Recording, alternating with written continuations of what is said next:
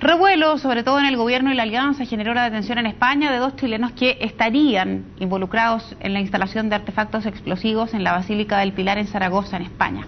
Francisco Javier Solar y Mónica Caballero fueron inculpados y luego absueltos aquí en Chile, luego de que el gobierno y la Fiscalía los acusara como autores de varios bombazos registrados a partir del año 2006 en adelante. Queremos ahondar en ese tema, está aquí en el estudio uno de los abogados defensores de Francisco Solar, particularmente el abogado Mauricio Daza. Gracias, abogado, por venir. ¿Cómo está usted? Bien, muchas gracias a ustedes por la invitación.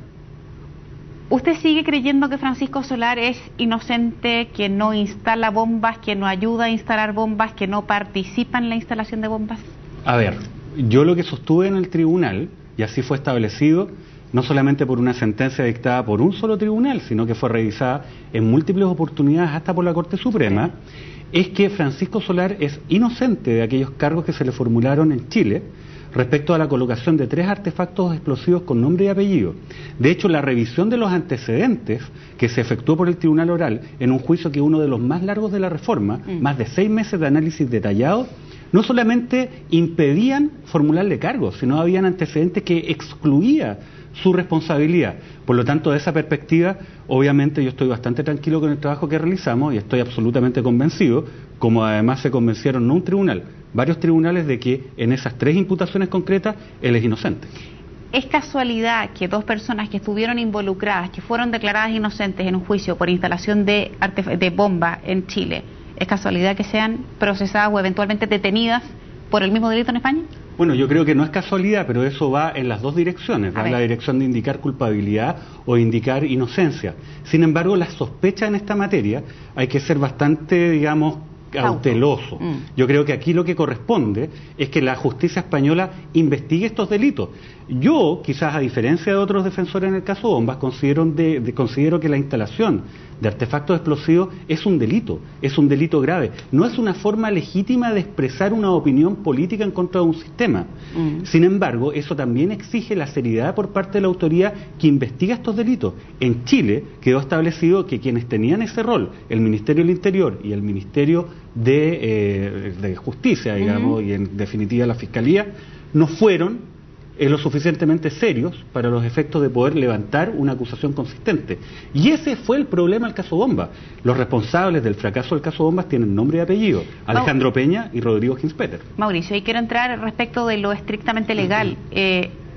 Uno podría pensar que estas personas fueron absueltas porque efectivamente había pruebas concretas de la inocencia de ellos, o porque la Fiscalía hizo muy mal su trabajo y no logró, como usted dice, levantar las pruebas que acreditaran su participación. Y ahí está la duda razonable de mucha gente hoy día en sus casas, que dice alguien es inocente no solo cuando logra demostrar su inocencia, sino que cuando la parte que acusa no es capaz de demostrarlo. A ver, hay varias cosas. Lo primero, acá se han colocado más de 200 artefactos explosivos en la ciudad de Santiago durante los últimos años. De estos 200, solamente 6 fueron llevados a juicio por el Ministerio Público y el Ministerio del Interior. Imagínese la cantidad de artefactos respecto a los cuales hay absoluta impunidad. De esos 6, 3 se les indicaron a Francisco Solar. De esos 3 no existía ningún antecedente que diera cuenta de su responsabilidad. De hecho, habían antecedentes que culpaban a estas personas. Ahora bien, en el debate público en esta materia hay 2 versiones. La primera, la que sostenemos nosotros, que estas personas fueron formalizadas y acusadas por un delito que no cometieron y nosotros acreditamos su inocencia. Y hay otra versión, que es la que señala el ministro Chadwick, el ministro Ginspeter y el exfiscal Peña, en el sentido que estas personas eran culpables, pero que salieron por un tema procesal. Pero fíjese, hay un elemento común en estas 2 versiones: que el Ministerio Público y el Ministerio del Interior como querellante no hicieron bien su trabajo, un trabajo que ellos estaban obligados a realizar, porque en ellos recae la obligación legal de reunir pruebas y presentarla a los tribunales. Y esto no es el capricho de un solo juez, como se ha tratado de presentar incluso por algunos candidatos presidenciales. Esto es un proceso el cual fue revisado vez tras vez por múltiples cortes, por muchos jueces, y todos en forma unánime acogieron nuestra tesis. Abogado, pero para la reflexión del ciudadano, una cosa es que la Fiscalía no haya hecho bien su trabajo, y otra muy distinta es que, en el caso suyo, Francisco Solar no haya instalado las bombas, que no es lo mismo. Bueno, claro, pero en una sociedad democrática, en un Estado de Derecho, ¿cómo se soluciona aquello?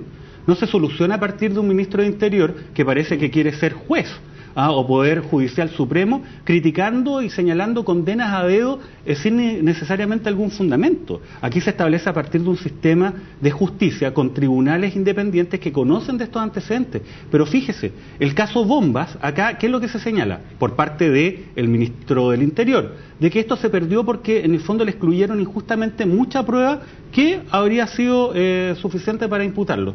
Mire, se estableció que habían pruebas repetidas, o sea que, por ejemplo, si este teléfono era la prueba número 1, este mismo teléfono estaba como prueba número 20, 40, exacto, 50, y así una serie de vicios. Eso corresponde a 1/3 de la prueba excluida, pero ¿ya? Hubo 2/3 de prueba excluida que lo fueron precisamente porque no tenía ninguna relación o nexo lógico con la imputación por delitos terroristas que se hacían. Por ejemplo, acá tengo la nómina, prueba excluida. Una bolsa de nylon vacía, fue presentado. Un póster de Axl Rose. Una colección de diarios de Clinic que eran calificados acá como material de corte insurreccionalista, entre otros. Obviamente un tribunal tiene que ver la pertinencia de la prueba y esa prueba era impertinente. Estamos hablando de miles de antecedentes de esta naturaleza. Sí. Entonces, ¿cuál es la responsabilidad indubitada acá de quienes aparecen rasgando vestiduras? Del ex fiscal Peña y del ministro Ginspeter. Eran ellos los que estaban en obligación de presentar prueba de calidad y fueron ellos quien, en cualquier versión, quienes fallaron. Hablemos del otro lado. Aquí hemos abordado la, entre comillas, mala calidad de las pruebas que presenta quien acusa.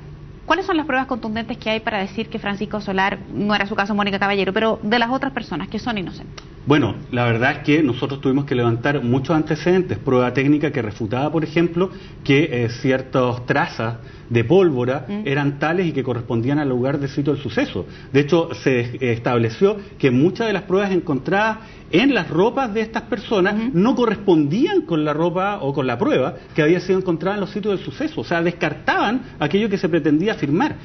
Fueron 6 meses de trabajo intenso, con múltiples pericias, las cuales fueron analizadas una a una, con un espíritu crítico en el cual se nos excluyó también prueba a nosotros, y también hubo un trato equitativo para todas las partes. Entonces, decir que por el hecho de que un grupo policial detiene a estas personas en España, en un contexto que no existe ninguna resolución judicial de algún tribunal español que señale que estas personas son culpables, y extrapolar de que por eso automáticamente entonces todo lo que dijo el ministro del Interior es verdad, la verdad que es un salto lógico impresentable. Abogado, ¿y qué pasa, por ejemplo, con pruebas que dice la policía haber obtenido desde la casa en Barcelona donde estaban estas dos personas?